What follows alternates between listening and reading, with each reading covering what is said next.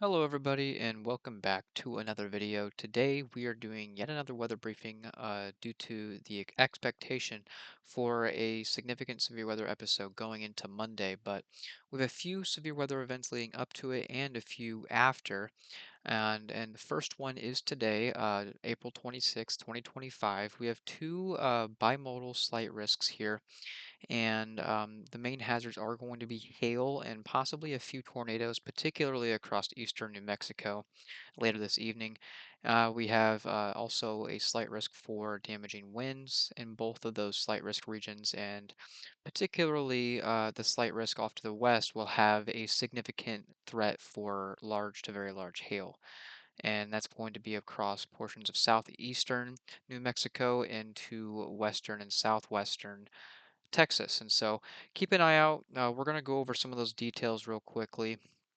But before that, going into day two, we also have yet another slight risk, a bit of a larger one, and could very well be upgraded to an enhanced risk as we get into day one. The tornado threat seems to be a bit on the low side as of now due to uncertainties on whether we'll actually receive storms. But if we do receive a storm, and particular across the southern mode, we could see a few possibly strong tornadoes, but confidence currently only at a 2% for tornadoes. As we get into tomorrow and confidence increases, we may see a bit of an increase in that tornado threat, but also the hail threat, as we're going to see some very large buoyancy in this area. We have a large 15% area for large to very large hail, particularly from the northern plains into the northern high plains.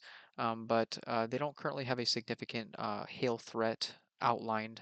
But as we go to day one, could be more resolved as we get better guidance on storm coverage, isolated damaging winds, and possibly more scattered into the Dakotas and northern Nebraska. But overall, a bit of uncertainty in whether storm coverage will be manifested across much of these areas, just because that synoptic wave it will be lagging to the west. Going into day three, however, this is the most heavily broadcasted event for this stretch of severe weather, and the SPC has outlined a day three moderate risk for the northern plains and parts of the upper Midwest. This is a pretty rare situation to have a moderate risk outlined by day three, and there is potential for an upgrade, but there is a few caveats, and we'll get into those details, of course. But moderate risk level 4 to 5 in that red shaded region, and this is valid for Monday, April 28th, 2025. And so if you're in any of these, this red shaded region, keep an eye out. And then there's also a large level 3 out of 5 enhanced risk in the orange shaded region, stretching from the northern plains and upper Midwest down through the central US and central plains. And then a slight risk extending down the dry line southwestward into the Texas panhandle. And so a large risk forecasted going into Monday. And this is going to be an all hazards threat. And so large to very large hail, significant damaging straight line winds, and also some tornadoes and possibly strong tornadoes. And so this is going to be a very widespread, possibly significant severe weather outbreak. Threat continues going into day four, a level 2 out of 5, slight risk draped from the northern part of the U.S., particularly the northeast, southwestward into the central and southwestern part of the U.S., along a southward sagging cold front, a bit different synoptic pattern going into Tuesday. It's going to be the same system, but overall the hazards will likely be a bit different because of the nature of the synoptic pattern. But overall, there's enough confidence to issue a large 15% for widespread convective activity across much of the US. And then that threat again continues into day five. And another level 2 out of 5 slight risk is outlined across the southern plains, right along the Red River, and basically centered across the Dallas Fort Worth Metroplex. Again, we'll go into those details soon. Starting with some observed conditions, right now we're going to look at the water vapor satellite imagery real quick and just look at this synoptic pattern that is about to unfold. And off to the west, we can see this clear, large scale trough digging into the southwestern US with that vorticity max basically coming inland across California and that broad southwesterly flow overspreading the southern plains and the higher terrain of the desert southwest. And we can already see that lead impulse across the southern plains currently, affecting much of Oklahoma. And we're starting to see convection blossoming along the dry line and the higher terrain across eastern New Mexico into western Texas. Here at 500 millibars, we can see a very enhanced belt of flow rounding the base of this trough on the order of 60 to 70 knots right there on the southeastern periphery, and a broader belt of less enhanced but still strong flow overspreading the higher terrain of the desert southwest, and we're starting to get some semblance of leaf cyclogenesis. Across the central U.S., we've been under large scale ridging across the last week or so, and that's been fostering a broad region of warm, moist advection through the central and southern U.S. And eventually, it's going to go all the way up into the northern U.S. as we get cyclone development in the northern plains, and that's going to foster a broad fetch of of warm, moist air all the way up into the northern half of the U.S. going into Monday. Down at 700 millibars, we can see this lead perturbation associated with this convective activity just off in Oklahoma. And just ahead of that axis, we would expect warm air advection and cyclonic vorticity advection to be favored. And so that's where we're seeing that convective activity just ahead of that shortwave axis. And this is going to continue to drift off to the northeast as this convective activity also does so. And then off to the west, we're not really seeing any shortwaves that are initiating convection. We're really relying on surface heating and convergence along the dry line, right along that higher terrain in eastern New Mexico to initiate convection, but also some other smaller scale features that we're going to get into in a second. Down at the surface, we already see a broad fetch of 60s dew points highlighted in green here, all the way up into the Red River and southeastern Oklahoma, much of Arkansas eastward. And this is marking the northern periphery of a warm front that's draped basically from southeastern New Mexico northeastward through that temperature gradient and pressure contours and then through the Red River vicinity. And so we have a boundary that is focusing convective development just to the north of that within Oklahoma. And then also with this intersection to the west, we also have a dry line within this moisture gradient along the higher terrain. And so we also have a convergent boundary here to focus a secondary zone of convective development. And we're also going to look at some visible satellite imagery next because we also have a outflow boundary that's going to be fostering this storm development as well. But before we do so, here is some radar imagery just to give you an idea of what that convective development is looking like. And you can see isolated cells just ahead of this band of more stratiform thunderstorms back to the west, and these are producing some rotation, some tornado warnings associated with this development, but overall, not too robust in terms of the tornado threat. Mainly going to be hail and possibly some damaging winds. This development is going to continue to go northeastward, but off to the west, we do see that the signs of that next round off the higher terrain, right along the dry line, and this is going to pose our main threat for large to very large hail and possibly some tornadoes going into the evening, particularly across eastern and southeastern New Mexico. Now to look at visible satellite imagery, we can see a broad fetch of cumulus advecting inland just ahead of this storm system, and we can see that we have a lot of pockets of sunshine, and so surface heating is also ongoing in the face of moisture advection, and so likely a pretty buoyant environment just to the east and southeast of the storm system. But off to the west, across central Texas, we see a larger plume of upper level and mid level clouds that's kind of limiting that sunshine and surface heating. So likely going to see less buoyancy and less of a severe threat going into this region throughout the day and going into the evening. Now, back off to the west, if we look off into southeastern New Mexico, we can see this outflow boundary surging southwest away from that convection that is here within the Red River in Oklahoma. See that fine line across southeastern New Mexico, and that stretches east northeastward just ahead of that convective complex going northeast across Oklahoma. And this is also intersecting the dry line that's off to the west here on the higher terrain. And so this intersection point right in here is what's fostering more widespread and likely more robust convective development. And so just ahead and right there at that intersection point, we're going to see probably the most robust storms, at least in the short term. Out of the south, we still have some storm development, but they seem to be a little bit more scattered and widely spaced. And so we'll probably see less storms and probably less robust storms down to the south. But overall, this outflow boundary is going to continue to surge to the southwest, and so likely intersecting this dry line at multiple points as it goes to the south. And so we'll have more enhanced convergence along the dry line with time to foster more widespread convective development.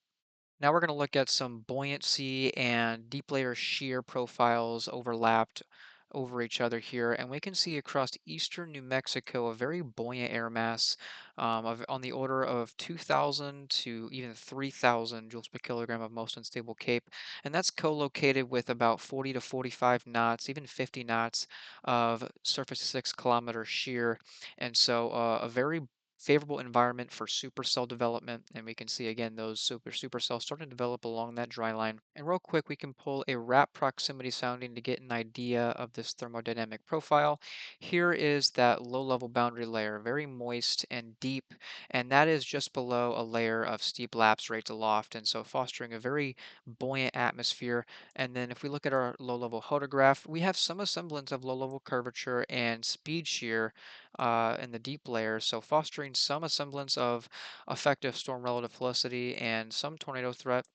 That exact helicity value is on the order of about 140 meters squared per second squared within the effective inflow layer, and so relatively strong and would pose a threat for some tornadoes and likely would increase as we get the increase in that low level jet. If we look at that right now, it is relatively weak on the order of about 15 to 25 knots, and so not too strong as you go westward, but as you go eastward into Oklahoma, about 25 to even maybe 30 knots here across Oklahoma into the Red River vicinity. And so more of a tornado threat here as of now, but as you go to the west, more buoyancy. And with the increase of that low level jet with time, you can see if we go forward with the RAP model here, the flow does increase to an order of 25 to possibly 30 knots as we get to the 0Z time frame. And so going to the evening hours, we're going to have to watch out there across eastern New Mexico for the potential for an uptick in the tornado potential. Off to the east, to look at our buoyancy and deep layer shear profiles, we also see a pretty unstable atmosphere just ahead of those isolated cells, about 3,000 joules per kilogram there in a bullseye across the Arclitex, just ahead of that storm complex, and also about 40 to 45 knots of 0 to 6 kilometer of bulk shear. And so, again, a favorable environment for organized and possibly rotating updrafts. Now to pull a wrap proximity sounding, a bit of the same, a deep moist boundary layer, but also quite moist aloft due to a bit of a displacement from the elevated mix layer to the west, but still a very, very buoyant atmosphere with those steep lapse rates aloft and very warm, moist air at the low levels. And again, co-located with a very favorable deep layer shear profile. If we look at the hodograph, it is very long, but very limited curvature in the low level hodograph, and so not seeing very strong storm relative felicity. Some low level curvature though, so there is a non-zero tornado threat associated with these storms, and so keep that in mind going into the next few hours with this storm complex. Real quick before we jump into the next few days, we're going to look at the HRRR's output for what the radar potentially could look like going into the evening. And here's that convection across Oklahoma and the Red River vicinity, continuing off to the east. It does continue to organize itself going into portions of Arkansas as we go into 0Z. And then off to the west, we see those supercells starting to initiate right along that dry line and outflow.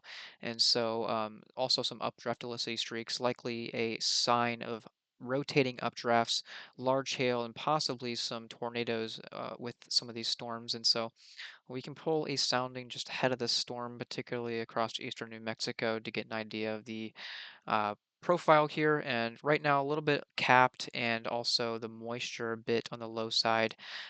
Shear, not terrible, but as we go forward, shear gets a little better. We have about 200 meters squared per second squared of effective storm relative felicity, and the buoyancy has come down quite a bit too. And so the tornado threat not overly high with these storms, but if we go forward in time, that storm that storm complex off to the east does start to weaken going into central Arkansas, and the HRRR seems to struggle with the longevity of these cells across the higher terrain to the west, and so looks like a short-lived event going into tonight. All right, now we're going to look at some model data, and we're going to still look at the RAP model here just for the next day. And so going forward in time here, we're going to start at 500 millibars. And again, we see that bowling ball trough off this desert southwest here. And it's going to start to come inland and overspread its enhanced flow across the higher terrain. And particularly going into Sunday afternoon, we can see that a broad belt of enhanced flow gets very well north into the northern plains here. And so we're going to see some cyclone development manifesting here across the high plains over the next day or so, especially as we get into the Sunday afternoon time period.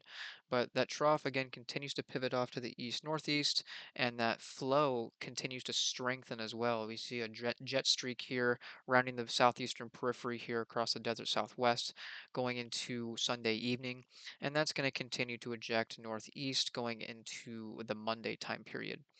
But looking a little closer into Sunday, it looks like we have a few ripples in the flow going through the day to foster that storm threat that we talked about.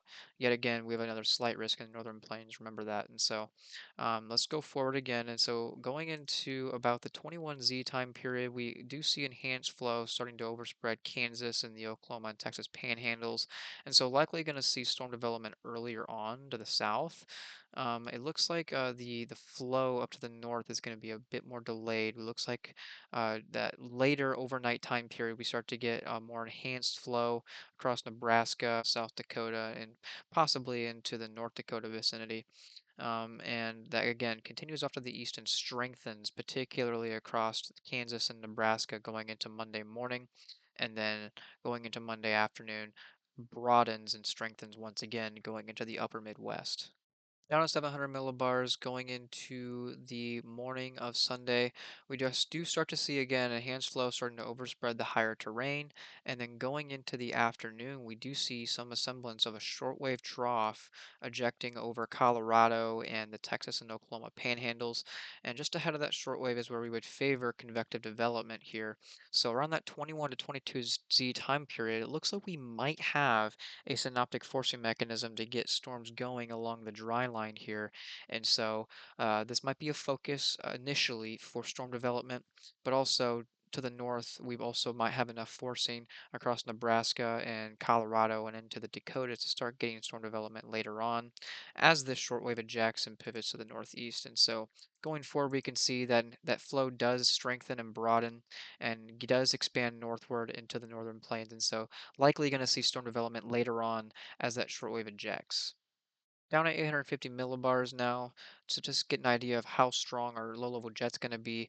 Going into the morning hours here on Sunday, we have a pretty strong low-level jet on the order of 35 to possibly 40 knots, and that's going to continue to wane through the afternoon.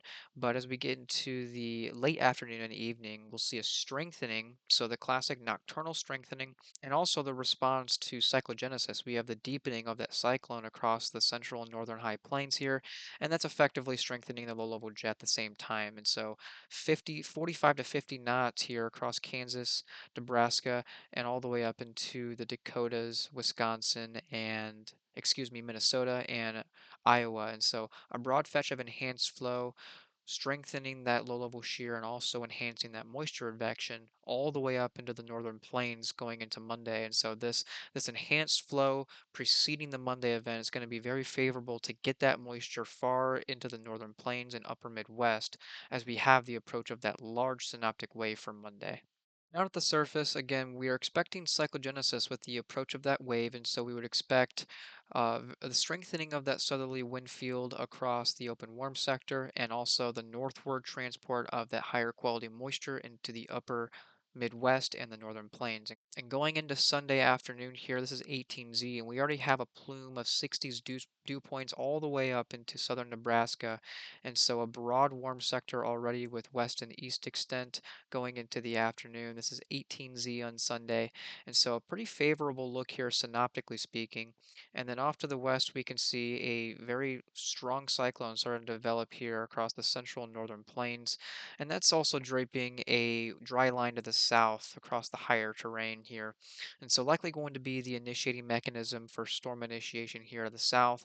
And then up to the north, we have a warm front that's starting to lift north. And so as this lifts north, we're likely going to see storms develop along an arc here, just to the north of this boundary. And so likely up to the north in the Dakotas, going to see later initiation, likely in the overnight hours, as we have delayed response from this warm front advancing north. And so let's keep going. 21Z, we see some plumes of upper 60s and low 70s dew points coming across the warm sector. And again, that warm front continues to surge north into the Dakotas going into the overnight hours. Here is midnight, and that surface flow has deepened substantially to about 994 millibars according to the RAP model here. And that warm front all the way up into northern South Dakota, stretching southeastward into the mid south and southeast.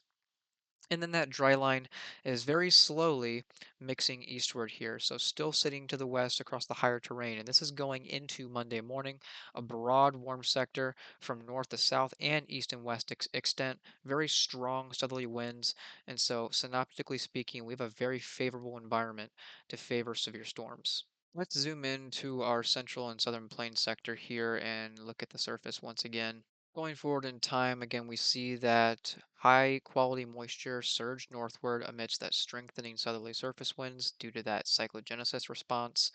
And again, we have a large warm sector here by the afternoon hours. And we're going to overlay our warm sector once again. So that cyclone off to the west up in here, kind of a double barrel situation here, kind of a cyclone center here in Colorado and up to the north. But albeit we have a cyclone center up here in the higher terrain with a dry line mixing eastward here across the higher terrain. And now if we look at our deep layer shear vectors with respect to this dry line to see what type of storm mode we would likely get, going into around that 21Z time period, we have about 35 to 45 knots of surface to 6 kilometer bulk shear, favorable for organized and possibly rotating updrafts, but also the orientation of these shear vectors with respect to the dry line is very perpendicular and very across the boundary. And so a convection that does initiate off this boundary will likely be discrete in nature. And so we might be able to manifest some supercellular activity, especially across this southern mode on Sunday afternoon. With time, since we have the northward transport of that moisture, we're also going to have a pretty buoyant air mass in collocation. And so going through time here around 21Z, we have, according to the RAP model, upwards of 4,000 joules per kilogram of most unstable Cape here across western Kansas, and about 1,500 to 2,000 joules per kilogram of mixed layer Cape, all the way up into the Dakotas and Nebraska. And so a very large warm sector, very buoyant, with some enhanced flow overspreading that. And so if we pull a sounding here within the warm sector, again, a very, very buoyant atmosphere, very steep lapse rates aloft, above a very warm, moist boundary layer. And then that wind profile to the right is not too unfavorable either for tornadoes. A bit curved in the low levels and also quite long. And so about 200 meters squared per second squared of effective storm relative felicity amidst about 45 knots of surface to 6 kilometer bulk shear. And so favorable for supercells and rotating updrafts here going into the afternoon across western Kansas. And definitely have to keep an eye on this environment and see if that shortwave aloft really can initiate supercells. To look at a surface cape and photographs map just to get a better view of what our shear and cape profiles are going to look like in combination with each other. So at 21Z, again, it looks like that most favorable environment looks to be setting up across western Kansas, maybe even north central Kansas there. And going through time, it looks like that shear profile does become a bit more enhanced going into southern Nebraska at around 0Z and still maintaining that buoyant profile. But across western Kansas, that shear profile is continuing to become more favorable for tornadoes, and that buoyancy is continuing to maintain itself alongside with that. And so, a very, very favorable parameter space for tornadoes. It's just going to be a matter of, are we going to see storms? And also down to the south across the Texas Panhandle, very, very extreme instability, over 4,000 joules per kilogram of surface Cape progged by the RAP. Um, we'll see if that actually does pan out, but also a bit of curvature in the photograph here. So if we do get any isolated cell development even down to the south here, there might be some potential for some rotating updrafts and possibly supercells. The tornado threat seems a bit low according to this sounding. We have very large dew point depressions and high LCL heights, very dry thermodynamic profile, and so that might be the limiting factor here down to the south. And also the capping inversion and limited forcing may limit the storm coverage overall. Up to the north, where the stronger forcing is and greater shear and buoyancy might be co-located, this will probably be the favorite area for tornadoes and also some large to very large hail. And again, up to the north, that instability axis stretches on a thinner corridor, but still stretches to a very far northern extent. And so, a broad corridor from north and south extent for severe hazards, including large to very large hail and some damaging winds. Now we're going to look at the HRRR's output for what the reflectivity might look like on radar going into tomorrow. Take this with a grain of salt. We have a bit of a weak forcing regime here, and so the cams are likely going to struggle with actually initiating storms. And going into the afternoon here, the HRRR does have an isolated supercell here across the Kansas-Oklahoma border. Does have it fizzling out quite quickly, and then going into the evening, it has not a speck across Kansas or down to the south across Texas. And so looks like it's having a bit of a hard time trying to determine whether storms are going to initiate within this southern branch. But our synoptic conceptual models are aligning with the fact that we should see some isolated storm development here amidst that short wave. Overspreading that dry line at the surface, and so that vertical circulation should be enough forcing for ascent to foster storm initiation. Up to the north, going into the afternoon on Sunday, looks like we also do have some isolated cell development across the Montana and Dakotas vicinity. Overly, not overly robust nor long-lived. Looks like we have a bit of an MCS that does develop across eastern South Dakota going into the overnight hours, and so likely due to the cam responding to the stronger forcing synoptically, and so doing a better job in actually convecting by this time. And that extends eventually into the Minnesota vicinity going into Monday morning. But you can kind of see it outlining the northern extent of that warm front going into Monday morning. It's almost already up into the Canada US border going into Monday morning. And so already a very broad warm sector with north and south extent. All right, now we're going to look at some ensemble data, and we're going to look at the Schref ensemble model. And this is going to give us a good idea of some combination plots where we are seeing an intersection of cape, shear, and some convective precip. And so we're going to start with the bare minimum thresholds here to see where we would see any convective activity going into Sunday. And at 15Z, we have about a 20% chance of exceeding about 500 joules per kilogram of most unstable cape and 30 knots of shear, with some semblance of convective precip across central Kansas into north central Oklahoma. Going into 18Z, that does increase to 30% across that corridor, and then to 40% down into southeastern Kansas going into 21Z. 0Z, we see more of a signal up to the north across Nebraska and even into the Dakotas, and that continues to increase into the 3Z time period as we get stronger forcing. And then again at 6 and 9Z, we see again those values of even 70% of exceedance across the Dakotas. So likely going to see more widespread convective coverage going into the overnight, like we talked about. And looks like the model is still struggling a bit with how much coverage we're going to get to the south because we're not seeing very high values along the dry line. Some sporadic 10, 20, and 30% values of exceedance, but overall not anything too impressive. But going into Monday morning, we do see that we have that northward advancing warm front and about a 50% chance of exceeding those thresholds going into the morning across Minnesota, Dakotas, and even western Wisconsin. So overall, the threat seems a bit uncertain going into Sunday. Going into Monday, we're going to look at those details, but Sunday looks to be a bit on the ropes exactly on how much storms we're going to get.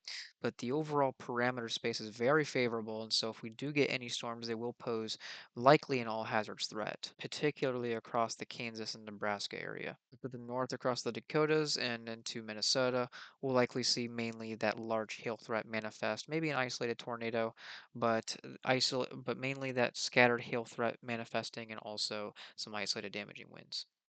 All right, now for the big day on Monday, April 28th.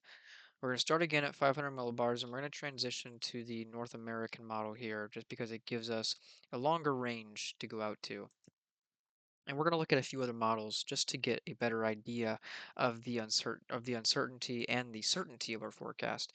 But going into Sunday, again, we have that enhanced flow overspreading the higher terrain, and so very strong cyclogenesis across the northern high plains going into Sunday evening. As we get into Monday morning, that flow continues to strengthen and broaden across the exit region of that trough, and the axis here is now just off to the west. Looks like we have a bit of a lead shortwave embedded within this longer wave trough. And so this lead shortwave right in here that we have annotated is going to be our synoptic forcing mechanism for Monday. And again, we're at 12Z here, and it looks like we also have a secondary smaller scale shortwave right in here associated with that jet max. We have a bit of a curvature on the flow as well. And so this lead wave right in here is going to be yet another forcing mechanism that we're going to have to keep an eye on. So lots of pertinent features that are going to be rotating through the flow here within this larger scale system. And so, but again, this translation speed of this jet max is also going to be important. So if we backtrack a little bit, we can see that it goes from New Mexico on Sunday night all the way through the central and northern plains into the upper Midwest by the time we get into the evening of Monday. And so, very, very fast translation speed of the mid level jet. And that is very favorable for severe weather outbreaks. Generally speaking, we have that as a conceptual model in the back of our heads. And usually the translation speed being above about 40 knots in an 18-hour period is favorable for these sort of outbreaks. And we are definitely exceeding that. I did the math earlier myself, but you can see going from New Mexico to the upper Midwest in just that short amount of time is definitely over 40 knots. And so fast translation speed of the mid-level jet is going to promote a pretty interesting situation synoptically. And we're going to have to watch and see if this is a consistent feature throughout all of the models. But going into the evening, that trough continues to translate east-northeastward as that flow overspreads the warm sector, and we have very substantial height falls with time and vorticity advection, and so forcing is not going to be a problem synoptically, especially within the forcing regime to the north. Now to the south, it looks like we might get a bit of a glancing blow particularly across Kansas and Missouri, and also down into Oklahoma and Texas. We're really still on this broad fetch of southwesterly flow. Going to have to rely on smaller scale short waves and height falls aloft to destabilize and uncap the atmosphere to the south. But going into the early afternoon and early evening, we do kind of get a glancing blow from that strongest flow of that mid level jet. And so, kind of sitting in that right entrance region across Kansas and generally speaking, conceptually, that should be favored for rising motion and being able to uncap that warm sectors ahead of the dry line that's going to be translating through. And down to the south, looks like we're a little bit more well removed, and so even more uncertainty in whether we're going to get storms down to the south in Oklahoma. Kansas looks less uncertain on whether we're going to get storms, but up to the north in Iowa, Nebraska, Wisconsin, Minnesota you're going to see very, very strong forcing, very, very likely a lot of storms with time. And so upscale growth into a line seems likely, particularly in the northern mode, extreme northern mode. And between Kansas and that northern mode, right there in that Iowa, possibly quad state area of Nebraska, Kansas, Missouri, Iowa, could see some isolated sales manifest, especially where that triple point sets up early in the afternoon. We're going to look at the surface, but overall, the synoptic forcing regime here is showing signals of strong forcing to the north and a bit weaker to the south, and so some things we have to consider. Now to look at the GFS model, we're going to now again look at the 500 millibar trough here going into Monday. Here's 12Z, and it looks like that trough is a bit in the same place here, a bit of a lead shortwave embedded within this longer wave, and so synoptically seeing some consistency there. And we also see a strong belt of enhanced flow here, that mid-level jet max on the exit region of that trough here going into the morning. And so synoptically, we're seeing some consistency going into Monday morning. And going into the afternoon, we also see a broad, enhanced mid-level jet overspreading much of the warm sector of Nebraska, Kansas, Iowa, and Minnesota, and eventually Wisconsin with time going into the evening and overnight hours. But the same scenario for the south. It looks like we're going to still be in this broad fetch of southwesterly flow, that main forcing mechanism and vorticity advection up to the north, associated with that strongest curvature and strongest flow. Down to the south, just really broad laminar southwesterly flow. Looks like the GFS has a bit of a perturbation, maybe a bit of a ripple there across Oklahoma going into the afternoon. But we're going to see if this does manifest with time and if we continue to see consistency across all models. But with an approach of this next system to the west, we could see some renewed convection late at night across the southern plains as well, particularly across Texas along that dry line. We do have a marginal risk extending all the way down to the south here, and so once this secondary trough down to the south rolls through, this will likely initiate more convection down here. But again, less uncertain or less certain rather because of the displacement from the overall forcing. But up to the north again, this lead shortwave is going to be the main show in terms of the severe weather up here, and then to the south, we're going to see the secondary wave roll through later. Now let's look to the surface. So back to the NAM model and going through time again, we saw that very strong northward flux of moisture going into a Monday morning. This is 12Z. Have a bit of a pinched off warm sector going into Nebraska, but we have a very deep surface low across central South Dakota here, about 998 millibars progged by the NAM. And then that warm front stretching to the southeast here, and that's going to continue to lift to the north throughout the day.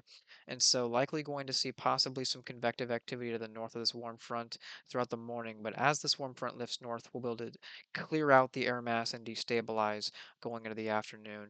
Back to the west, we have a dry line that's mixing eastward, and so a triple point forming here across Nebraska going into the morning, progged by the NAM. We'll see if this still holds true going into the afternoon. But going throughout time, we see that again, we have a very broad warm sector start to advance. So that warm front surges very quick. It goes from basically central Missouri into the Ohio River Valley, all the way up into the northern Midwest and northern plains by 21Z. So very strong moisture advection amidst cyclogenesis throughout the morning and afternoon. And it looks like that triple point is more up to the north here. That surface cyclone across western Minnesota, that dry line mixing eastward, very far northern extent of that dry line. That cold front looks to still be lagging off to the west here. And so cold front hasn't quite caught up going into the afternoon. And if we compare our deep layer shear vectors with respect to the initiating boundary here, we can see up to the north they're a bit southwesterly and they're also very perpendicular to the initiating boundary. Likely going to be running parallel, if not north of that warm front. So any storms up here might latch onto the warm front and possibly go linear if upscale growth can manifest with that stronger forcing. But down to the south where we have weaker forcing, we also still have some degree of perpendicularity with respect to that boundary. And so discrete convection is a possibility, especially with southern extent into Nebraska and Kansas, where those shear vectors are also perpendicular, but also the synoptic forcing is going to be weaker. And also up to the north, we'll likely see this cold front back to the west catch up to the dry line and undercut the storms and lead to upscale growth with time, particularly in the northern mode. And so a linear mode seems to be more likely up here into the Minnesota, Wisconsin region, northern Iowa, down into southern Iowa, Nebraska, Kansas, possibly northwest Missouri. Could see more isolated cells and discrete supercells across those regions, and so possibly producing more of a tornado threat going into that region. Now look at the GFS, the same idea. We have a very large warm sector expanding northward into the upper Midwest and northern plains. Going into the 21Z time period, we have the surface cyclone basically in the same place, extremely deep, and that dry line basically stretching in the same place as well. Very tight dry line as well. Very buoyant and very moisture laden air mass just ahead of that. And again, that warm front all the way up here to the north, almost into the Canada US border by the time we get to 21Z. Triple point setting up basically in that Minnesota vicinity.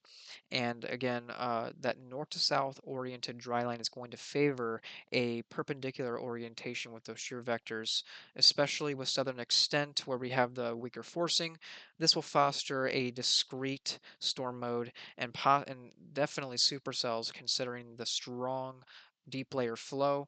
But again, up to the north where we have more stronger forcing synoptically, we're probably going to see upscale growth, especially with the approach of this cold front back to the west, catching up to the dry line up to the north. We're likely going to see upscale growth with time, particularly again across Minnesota and Wisconsin and northern Iowa. Now, real quickly, we're going to look at the NAMS output for surface cape and the hodographs. And going into the morning hours and afternoon hours of Monday, we see that warm sector expanding rapidly northward into the upper Midwest and northern plains. And we can see a pretty reasonably buoyant atmosphere on the order of 2,000 to even possibly 3,000 joules per kilogram in some places and for the surface parcel. And also uh, reasonably curved photographs, especially just ahead of the dry line here. But overall, curvature is a bit limited. If we do pull a hodograph, or excuse me, pull a sounding for this time, we do see a very deep, moist boundary layer and very steep lap rates above that, fostering very strong instability over 3,000 joules per kilogram for the surface parcel. But that hodograph off to the right is not too representative for a tornadic supercell. The deep layer shear is strong for rotating supercells, but the SRH overall being less than 100 meters squared per second squared is going to limit the overall tornado threat initially. Likely going to see some splitting cells and very, very large hail initially with those first initial cells. Continuing on, we do see that the hodographic curvature does become a bit more enlarged, especially in the open worm sector, continuing to see that buoyant profile as well. And so about 150 meters squared per second squared of effective storm relative felicity by this time, with over 1,500 joules per kilogram of mixed layer cape. And so still seeing a reasonable environment for tornadoes. And overall, the fact that we have a threat for widespread supercells, your chances are going to be higher with seeing a tornado with any of these cells. More cells, you're more room for opportunity for tornadoes. And so, with the fact that our synoptic pattern does favor widespread supercells initially, we could see a few tornadoes, especially going into the early evening. Down to the south, we can also see very high cape on the order of 2 to 3,000 plus joules per kilogram, especially with southern extent into Oklahoma. Very long photographs to favor a supercell storm mode, and the photograph curvature seems to enlarge with time as well, especially into the Kansas and Oklahoma vicinity. So again, more isolated storm mode down there, but if we can get a storm there, even into the southeastern Nebraska vicinity where photograph curvature is more enlarged, we will likely see a more enhanced tornado threat. And so if we pull a sounding here just ahead of the dry line across south central Kansas, this is a very, very favorable profile for tornadoes. Over 320 meters squared per second squared of effective storm relative felicity, and that's amidst 3,500 mixed layer cape. And so a very, very favorable environment, strongly curved, long hodograph, and low LCL heights amidst that deep, moist boundary layer. And so if we can get any storms into Kansas, it's looking like a very favorable environment for tornadic supercells. Let's go up into southeastern Nebraska. Much of the same thing, very buoyant, a little bit of a cap to work with, it seems like, but that's likely going to get worked out due to the fact that we have stronger forcing up there. And again, very, very large looping photographs, almost 300 meters squared per second squared of effective storm relative felicity in co-location with almost 3,000 mixed layer cape. And so again, very favorable environment for tornadic supercells, and also the low level instability in much of these soundings is very favorable. Over 100 and over 150 joules per kilogram of 0 to 3 kilometer cape, and so very efficient low level stretching of any incipient vortices beneath these updrafts could foster possibly a significant tornado or two. Going forward in time, that buoyancy is going to decrease, but we do see continued upkeep of that photograph curvature to some extent. But overall, we're going to see that cold front starting to catch that dry line with time and start to sag to the south. And overall, we'll see upscale growth with time and more of a linear wind bag going through the northern mode and possibly eventually into the southern mode. Now to look at the GFS going into 21Z yet again, we see yet again a very, very buoyant air mass, a lot more buoyant than the NAM, and a lot more of a broad open warm sector. And it seems like the shear as well in the open warm sector is a lot stronger. If we click here in central Iowa, this is a very, very favorable sounding for tornadic supercells, over 250 meters squared per second squared of effective storm felicity and almost 3,500 surface cape. And so a very favorable environment once again for tornadic supercells. So if we can get any open warm sector supercells, that would also pose a threat for strong tornadoes going out into Missouri. Also, a very buoyant air mass co-located with a strongly sheared environment could pose a tornado threat as well down to the south, down into Kansas as well. We have the same idea, strongly sheared environment with a very buoyant air mass. The shear is a bit less all across Kansas, seems to be more consolidated across the Nebraska, Iowa, and northern Missouri vicinity, according to the GFS. Down to the south across Oklahoma, also the shear seems a bit less, but still very buoyant. So it seems like a very, very big threat for hail overall with this threat. And we're going to have to see if we can get this shear to be manifesting in the low levels. It seems like it is a bit in the air on where exactly the strongest shear is going to set up. But we do see a very favorable parameter space with time. If we go up to eastern Iowa at around 0Z here, also a very favorable environment, strongly sheared with almost 350 meters squared per second squared of effective storm relative felicity and over 2,500 surface cape. And so we're going to see a very large parameter space to support tornadic supercells. So it's just going to be where exactly is the highest risk going to set up. And this does extend all the way into western Illinois. I went to mention. And so, even back here, a very favorable environment. It's just, again, are we going to get storms in this environment? Are we going to get open warm sector development? Are we going to get development down to the south along the dry line? Are we going to see supercells or are we going to see more of a linear mode? We've been able to answer a lot of those questions and been able to boil down to more of a hail threat down to the south and more of a wind threat to the north. But where exactly that tornado threat sets up is to be answered and will be better resolved as we get closer.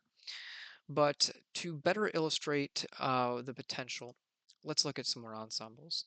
And so let's go with the lowest thresholds once again, starting with the probability of exceeding 500 MU cape, 60 or 30 knots of 0 to 6 kilometer shear, and a trace of convective precip.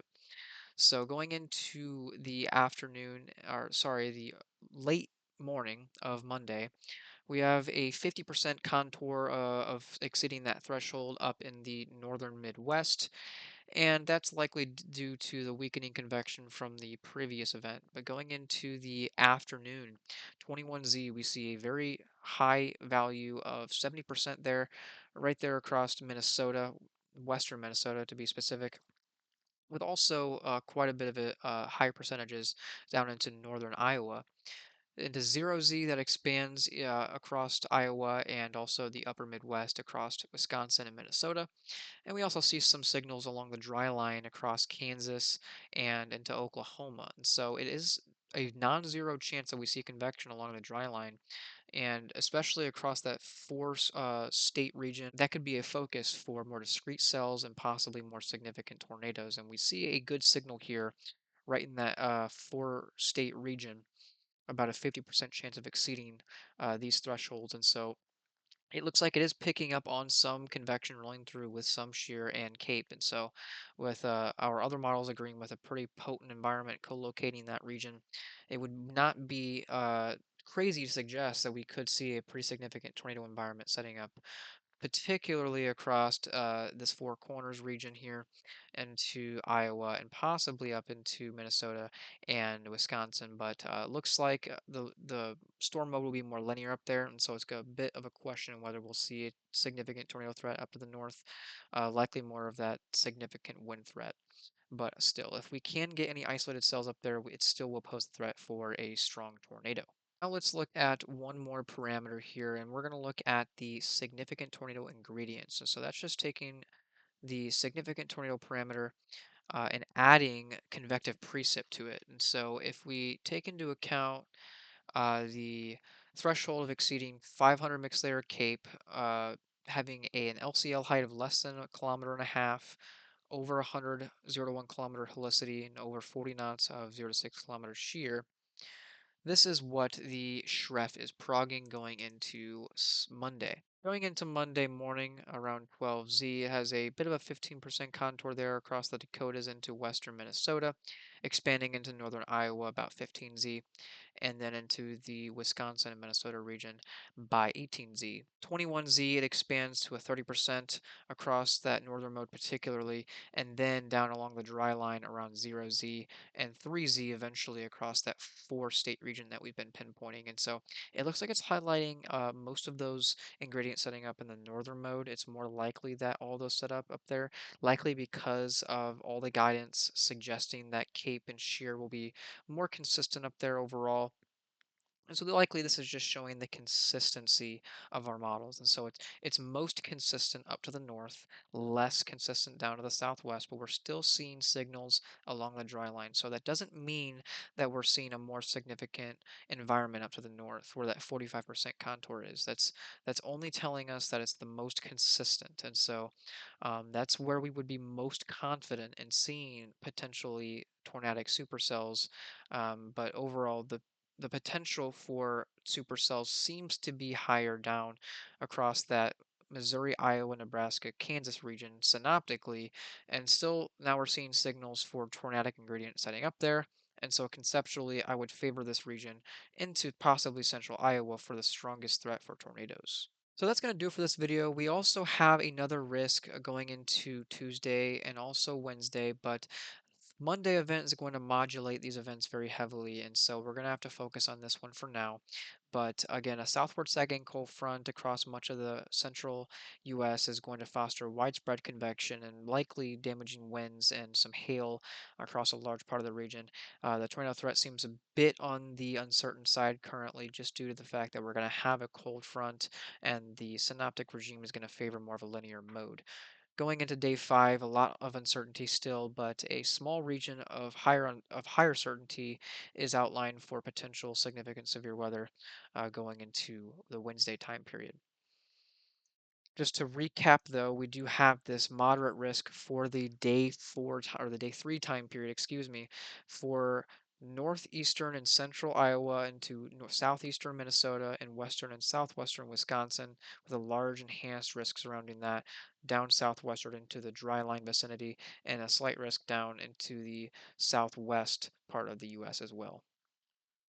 So I hope you guys enjoyed this video. If you have any questions or any concerns, please let me know in the comments. If you want to give me your guys' thoughts as well, that is totally fine. We have a very broad stretch of severe weather rolling through, and a lot of things are still uncertain. So take a lot of this model data with a grain of salt. Don't take it at face value, but we do see enough signals that a significant severe weather episode is likely on Monday. So keep your eyes peeled and stay safe.